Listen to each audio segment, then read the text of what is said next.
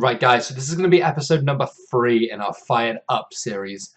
Now, if you remember in the last episode, we ended with a 62 rating from the board.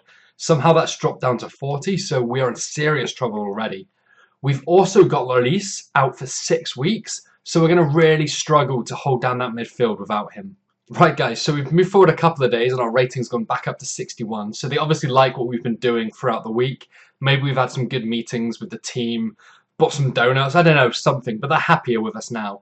And also Scotland really want us for the job. The problem is we don't have enough time to give to an international team as well as our first awesome squad. So we're going to have to decline any international offers. It's a shame though, because we could have easily won the World Cup using the same philosophy that we're using at Real Madrid. Right, so we come into the 8th game of the season off a massive point from the last one. We had to take Lloris out, obviously because of his injury, and what we've done is we've slotted Begovic into the CDM role. His height should allow him to win the aerial balls, and then he's also got the strength to hold off the defenders. We do concede an early goal, or two, but it's not something that we're too worried about. I mean, our team have got enough experience to come back from this kind of defeat, and the second half's going to be all flowing goals probably against us. So we're 3-0 down already. It's probably going to end with 4. I've got a feeling that we're not going to keep a clean sheet for the last 20 minutes. There we go. Right in the last second, they do score their 4th goal. So it's not an awful performance by us. I mean, it wasn't 5, 6 or 7 goals. But we did lose 4-0. And as you saw, Jack Butland is so happy. We're selecting him. He's performing for us. He's putting in great performances. Even India want us because of how well we're playing at the moment. I don't think there's any limits to this career. Right, so on to game number 9. We've got Athletic Bilbao. This is going to be a tough game. We are at home, though, so we've got the crowd behind us. We've put in our best performances when playing at home as well, so that's really going to go in our favour. If we can see it to half-time with a clean sheet, then I feel like we're going to have the fresher legs with the substitutions in the second half.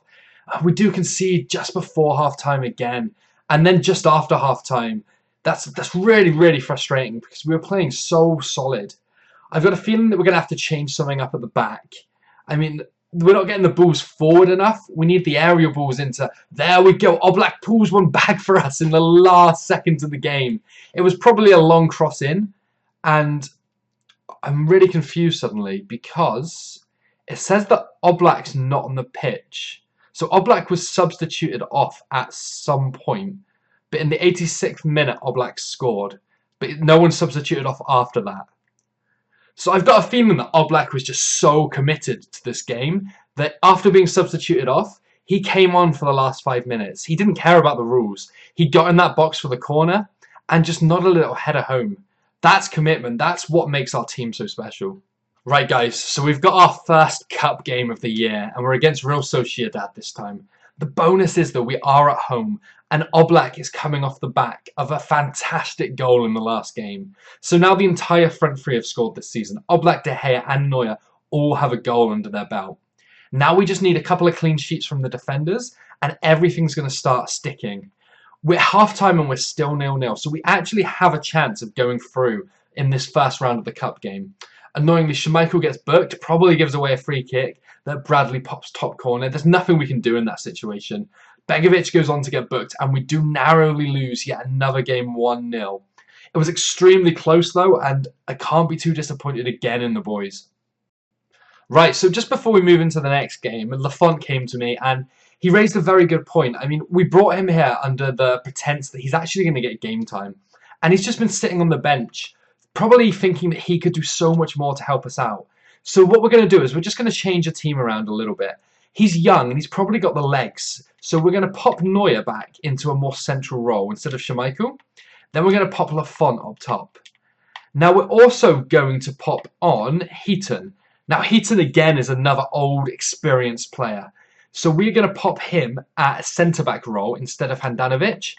And then Handanovic is going to take over from Horn in the centre midfield because I feel like we just haven't been winning enough balls in these positions. He's been giving it away recklessly and that's what's been leading to our goals.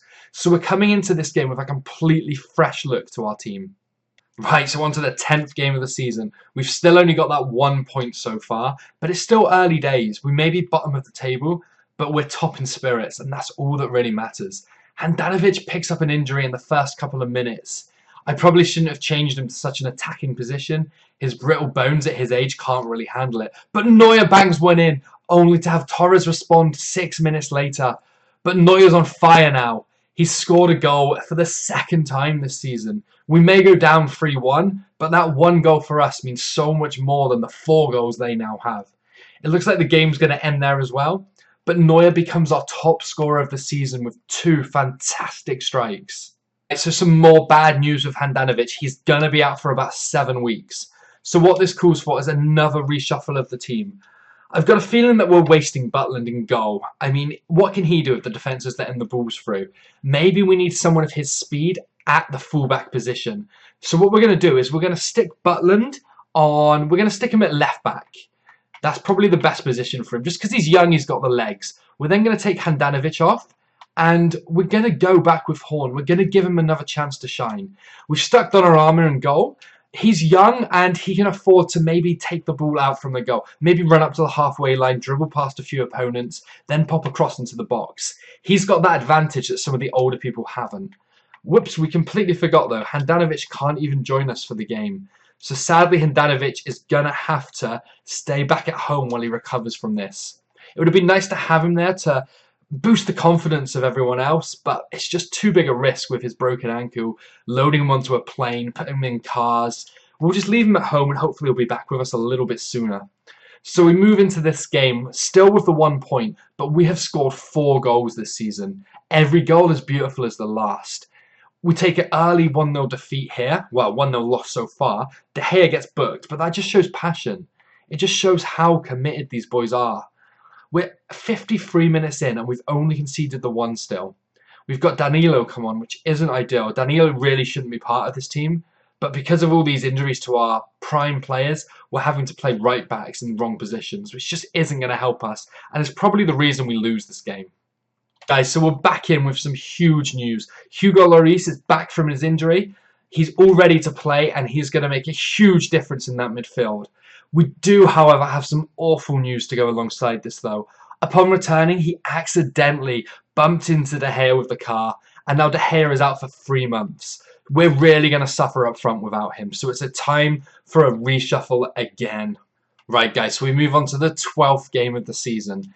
This will be 1 point from 12 games if we lose to our big rivals, Atletico Madrid. Now, they're at the top of the table, but we're only just behind them, holding them up. If we can score and get a couple of points in this game, we could really be title contenders yet again.